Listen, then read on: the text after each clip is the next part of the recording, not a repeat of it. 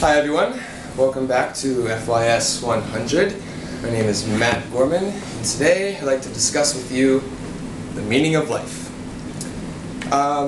Since the beginning of class, about 15 weeks ago, and since the beginning of time itself, philosophers and common folk alike have been searching for the answer. What is the meaning of life? Lesson 1. Every question has an answer. No matter what. Think it through, you'll find the answer. This question here, what is the meaning of life, has stumped people for thousands of years because since the beginning of recorded history, recorded mankind's history, there's been a lost pronoun. The pronoun my has been lost in the question. The real question is not what is the meaning of life, it is what is the meaning of my life. So my thesis for this presentation and my final paper is that the answer to the question what is the meaning of life is what is the meaning of my life. In order to find this meaning, it is a lifelong quest, and because it's lifelong, every situation you are presented with throughout your life, the whole 80 years if you are granted that, will lead you to your own meaning. So different answers to different situations will cause a different meaning to your own life. So, let's take a step down this path. Dominic, does God exist?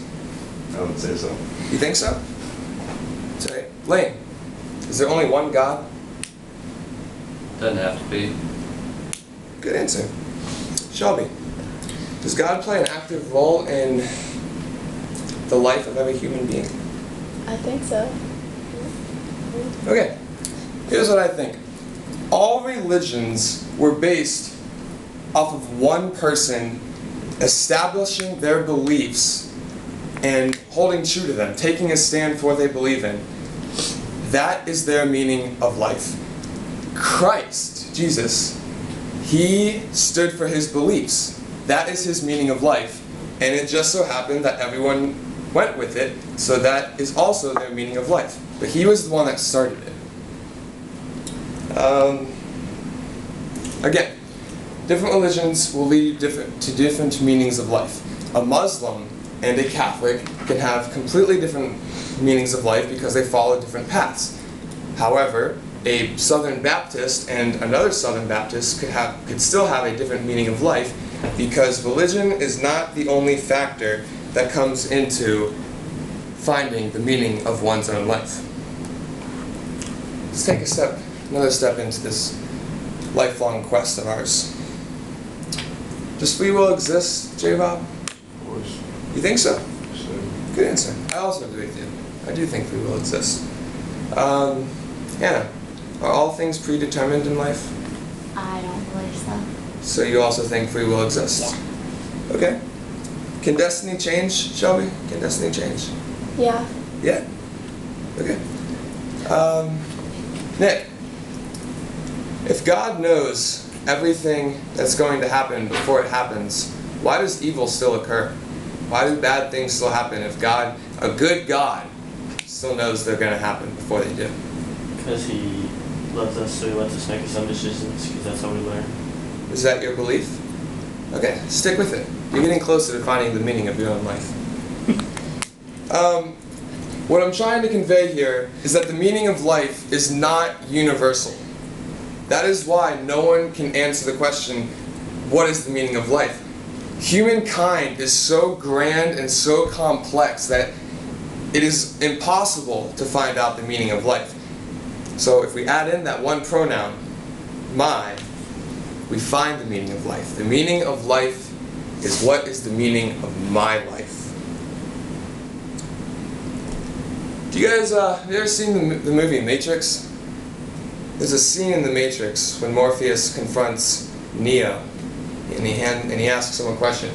He says, do you believe in fate? He says, no. He says, why? He says, because I like to believe that I am in control of my own life. Something like that. Don't quote me. Let's take another step down this quest to find the meaning of life.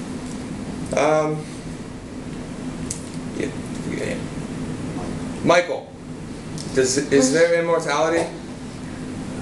Do you think there's life after death? Yes. Yeah. What type of life is there? What type of afterlife is there, Dr. Tidman? Wait a minute, I'm the professor. I don't know. You don't know? Yeah. Okay, so you still got some walking to do on your quest to find the meaning of life. But I'm young, you know. Yes, I do agree. Because there's no universal meaning of life, and another way to prove that is because you cannot believe in both of these two things. You cannot believe there's an afterlife, and you at the same time believe that there is no afterlife. That proves that there is no such thing as a universal meaning of life. Different, if you believe in one, your actions in a human life will be different compared to those who believe in the other thing. If you believe there's an afterlife, your actions in a human life will reflect that. If you do not believe there's an afterlife, then you're more likely to believe in free will. You can do whatever you want with no consequence. Whether you choose a good life or you choose a bad life, that's up to you. That is up to your own meaning. Mine. I'm not going to leave you with any questions because you will answer the questions. I'm not going to leave you asking what is the meaning of life because I do not want to waste my time or your time because we have wasted thousands of years of time. Instead, I'm going to leave you with a statement. Go find your meaning to life. Thank you.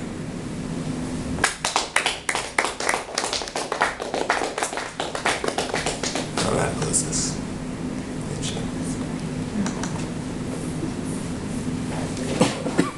So are there better and worse ways of finding your own meaning to life? Like what if I decide, okay, the meaning of my life is going to be to sit around picking my nose? Is that like?